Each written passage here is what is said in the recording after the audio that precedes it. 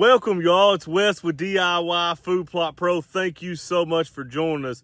Today's episode, we're going to talk about the biggest failure that I had out in these mega food plot trials. I think it's very important to show people the successes that we have on the food plot side, but I also think it's equally important to share with folks the struggles and the mistakes that we made that we've learned from, that we don't make those same mistakes the following year. And so out here in the mega food plot trials, we are looking solid. I mean, I'm about 6 feet tall. These are cowpeas right here climbing up a sunflower. Cowpeas are right at 6 feet tall. I mean, the sunflowers, they look phenomenal. You can just look out through there, just kind of for size reference here. Soybeans are everywhere. The cowpeas are just killing it. Lab's also doing well. A lot of the plants that we had out here, the cowpeas and the lab are vining off of these sunflowers. So it's really become a great opportunity to be able to climb, get up tall where whitetails can easily get to it. And boy, they're hammering in here. When I came in here to shoot this video, it was unbelievable how many deer were running out of here. So they're clearly using this area pretty heavy and feeding in here very, very heavy. I'm very happy with this mix. But there's one thing that I noticed several months ago that was starting to come out into this plot. It was what you see behind me, this tall, what I thought was volunteer corn at the time. I thought, you know what, it's just a little bit, it's not that big a deal. I'm just gonna not spray it and go on with it, right? It became a problem, right? As you can see behind me, I think a lot of this is actually Egyptian wheat. Some of this also is volunteer corn. A lot of this is 12 to 14 feet tall. It has made a pretty good canopy where it's thicker over a lot of my food plot. It has really kind of took a turn for the worst, in my opinion. What I thought was going to be kind of shaded out wasn't really going to be a massive ordeal. Okay, if it's a volunteer corn, make another ear of corn, what's the big deal? Quite a bit of significant growth on this. Now, the solid row of dark green back there is corn. So we're in the soybean, sunflower, cowpea, lab mix right through here.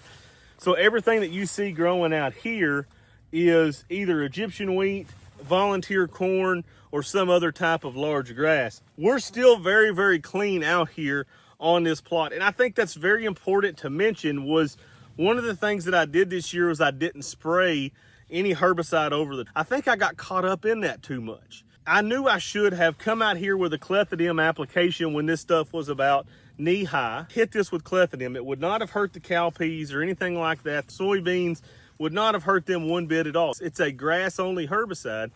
But I got so caught up in I'm going to raise a plot with no herbicide that I did something stupid, in my opinion. And I did not spray this stuff and take care of this stuff when I should have. So now it's a problem, right?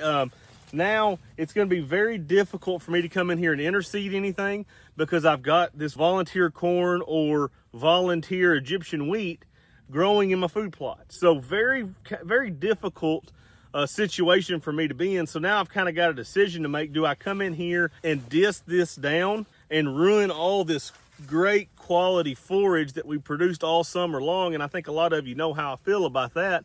I think that's very ignorant to raise a food plot all summer long and then come in here in the fall and run a no-till drill behind it and knock every bit of it on the ground. I spent a lot of time, effort, and energy out here raising this, and this is great whitetail food in the fall and the wintertime months. So I don't want to do that. But it really puts me in a predicament. And the reason that it did was because I drug my feet and I didn't spray clethodim when I should have sprayed clethodim. I think that's very relevant when we start talking about food plots and we talking about mixes and chemicals that we spray. We get so caught up in what we're doing and we're trying not to spray any chemicals out here that I made just a stupid, ignorant mistake. And this is something that should have took me less than 30 minutes to put a little clethodim in the tank, spray this with clethodim, and you can imagine what this would look like. I mean, this is beautiful. This is absolutely gorgeous. And this would be perfect to come in here real soon and either sow some max bulb brassicas or wait another 3 or 4 weeks and hit this with overdrive. And this would just be a phenomenal food plot. And I still will do that, but I'm also going to have much more of a challenge now because I drug my feet and I did not spray this grass when I should have earlier. Really good reminder of when we try to plant plots and we're trying to not use herbicides, there's always a time to use them and there's times when we cannot use them. But if you drag your feet and you don't do what you're supposed to do to take care of small issues, they become 14 feet issues, and they can really become really difficult for us to control. So just something for you guys to take away from the Mega Food Plot Trials. If you need help setting up your deer hunting farms this winter, or if you need food plot seed, you can go to my website, www.diyfoodplotpro.com. You can click on contact us, or you can click on, there's all kinds of products.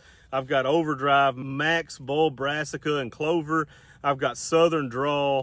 We've got Beast Mode. We've got plenty of products that will fit the bill across all over the United States and really help your food plot program. This area will get seeded likely with Overdrive, maybe a little bit of Beast Mode as well, possibly some Max Bulb Brassicas. We really need to be planting those pretty soon, and we are really dry. So we may just bypass the Brassicas in this plot for this year and go on to maybe some Overdrive or some Beast Mode. So if that's something that interests you, definitely go to our website. Thank you so much for all the support, all the orders that are coming in. Really appreciate you guys, and I hope that you continue to order from us and continue to support the channel. So thank you guys so much for watching. I really appreciate it. Y'all smash that like and subscribe button.